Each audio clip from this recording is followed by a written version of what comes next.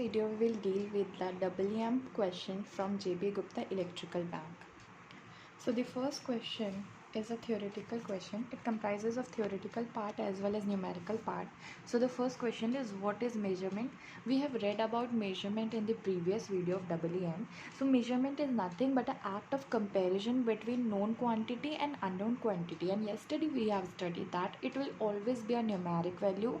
Also it the comparison should be done with the same SI unit quantity, like scale is in centimeters, so the result we are going to get after comparison, like for this distance if I am comparing with a scale, and the result will be centimeter. Okay, so centimeter to centimeters, that is SI unit will be same. Now what do you mean by term of measuring? The quantity which we are going to measure term as measuring, like this is distance. Now we will tell it is a measuring which we have to measure. Now the third question is, what is the measuring instrument? Okay, measuring instrument is a device which is going to compare the unknown quantity with the known quantity. So here it is written, the device used for comparing the unknown quantity with the unit of measurement standard quantity is called a instrument. Okay, when I am saying unknown quantity with a known quantity, the known quantity is nothing but a standard quantity, like a scale. I have told you scale is a perfect example for it.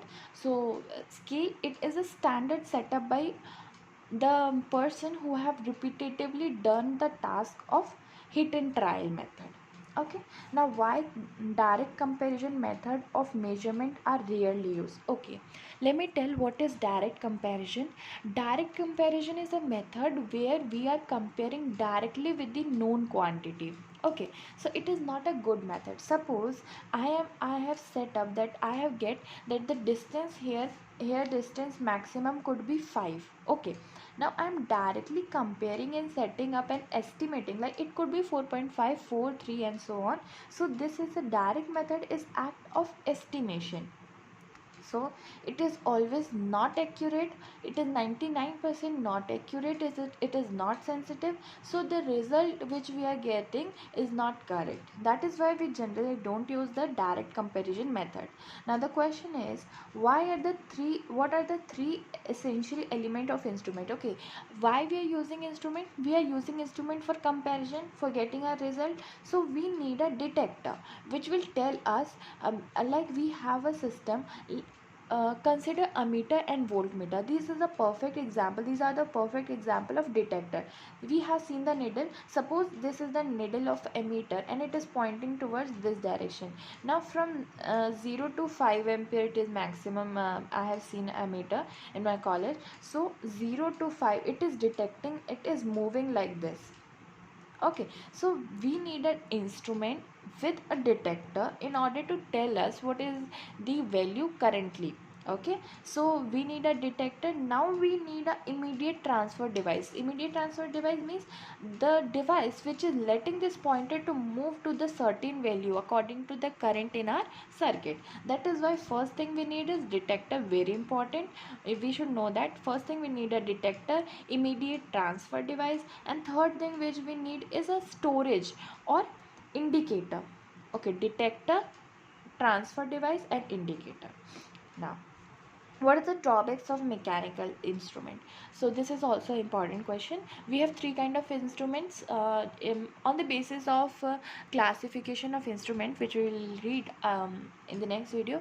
The first being electrical, electronics, and third being measurement, mechanical, I'm sorry. So mechanical system are not generally used these days. Mostly the word is accompanied by electronic devices these days. So why we haven't used the mechanical system, mechanical instrument? The reason being, it is not rapid, it is not quick with the result. Also it creates a lot of noise. So let me check the answer. It is, the drawback of mechanical instrument is inability to respond rapidly to the measurement of dynamic and transient condition. That is very true.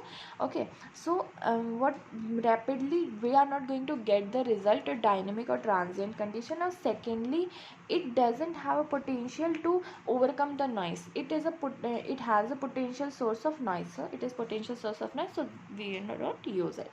Now what the advantage of electronics over mechanical? See, I have told you electronics is the most important thing these days. The world is totally surrounded by electronic device, whether we look at a room, outside and all. So electronics, from wearing a watch to ADC, all sorry digital display, all comprises of an electronic device. So first thing, it is reliable, highly sensitive, accurate. Why reliable? Suppose you are wearing a Apple Watch. It is also electronic device. Okay, so it is reliable, flexible. We can take it anywhere. Rapid with the time, accurate because it is telling us hour, minute, second. Okay, so it is quite accurate. It has a speed. It has reliability, and low power consumption is other important thing. Okay, so that is why we use electronic devices more. Now absolute instruments are really used in practice file. So this question we are going to deal in next video. Now proceeding, I will tell you something about okay, now we'll talk about few theory things in EM. Now we will talk about the flow chart or a block diagram of instrument. Okay, so block diagram of instrument.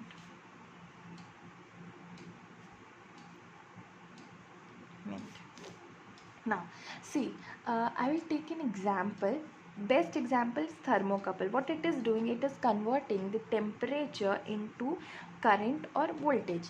So why actually we always want this current and voltage? It is very easier for us to deal with the electrical system. Okay, so all kind of signals are converted into electronic signal. When it comes to electrical or electronic thing, things become easier. That is why we need all this.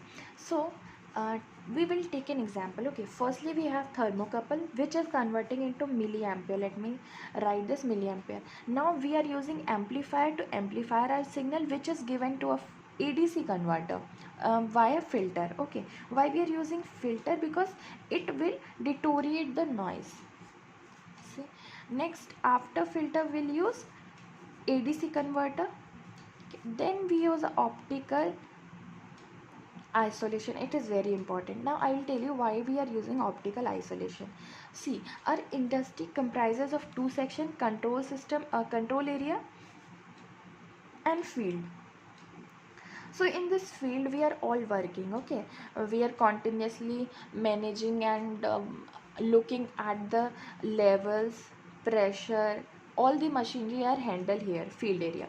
Now control area is a part, it is a section, it is a room actually, where all the updates are taken, all the updates are provided. Like suppose we are dealing with a transformer outside in the field area. Now it will tell the load on the transformer, its efficiency, currently what is the condition, what are the losses, how much load it can bear, and so on. So control area plays a major role because we can check everything without going to field here. And all this machinery, actually computers and all, are quite costly. So we use this optical isolation so that we can protect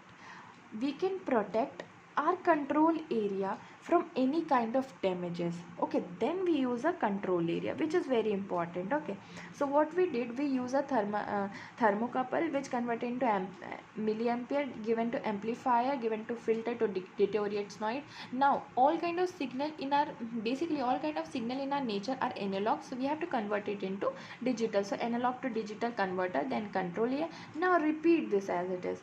first यहाँ से आपको repeat करना है ADC, then filter, then amplifier, then level transducer. Okay, now 4 to 20 milliampere is another very important concept which we will talk about later. Now block diagram, first we have any kind of a physical signal which is provided to sensor or transducer. Very important, sensor or transducer. Now this is given to variable conversion element, variable conversion element, variable manipulation element. Okay, I have written variable manipulation, then variable transmission, variable transmission manipulation, then variable transmission. Okay, I'm writing VR transmission element, you have to write. Okay, variable transmission element, then we have data presentation. So it is the block diagram of measurement or instrument measuring system. Okay, first we have physical signal, then it is going to sensor or transducer. Now variable conversion element, variable manipulation, then we have variable transmission and data presentation. Now I will talk about transducer in this video, not making it too long. So transducer are nothing but a device which are converting one form of energy into another energy form. Okay, one form of energy to another. Now the basic classification is primary, primary, secondary and tertiary.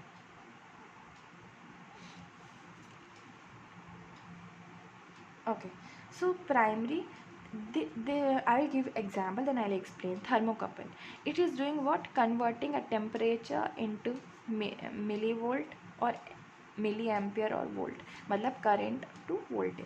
So it is converting this signal into current or voltage in one step. Okay, that is why we are calling this as a primary converter. Okay, next is secondary. I'll take example again. Suppose we have pressure, then it is given to Bourdon tube which convert it to mm. Then we use LVDT, linear variable LVDT. Okay, displacement transducer, linear variable displacement transducer. Okay, we'll talk about this later. And V output, output is voltage.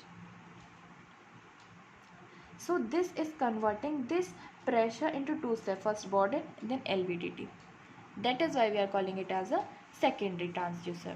Now tertiary transducer, same here. Pressure is given to Bourdon tube which is converting to micrometer in this time. Okay, now this is given to gear and arrangement which convert into mm. Now we use strain gauge, this providing us a voltage V output. The three steps. So any kind of a device which is converting a physical signal into its output in one step, primary, in two steps, secondary, in three step, tertiary. Okay. Now on the basis of transduction method,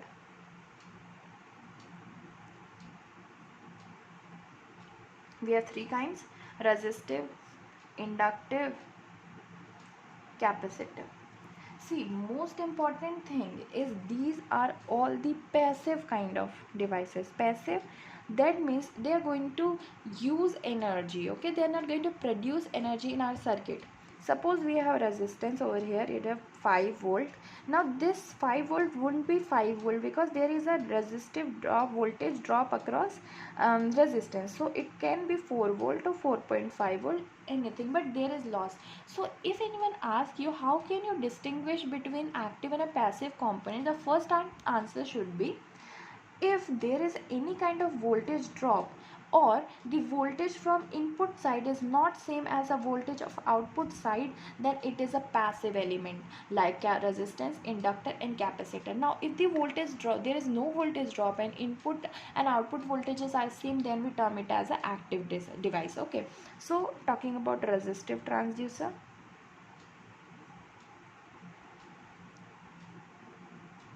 so let me tell you about resistive transducer. It is going to, okay, it will be in a box type so that it can be easier for us to remember it.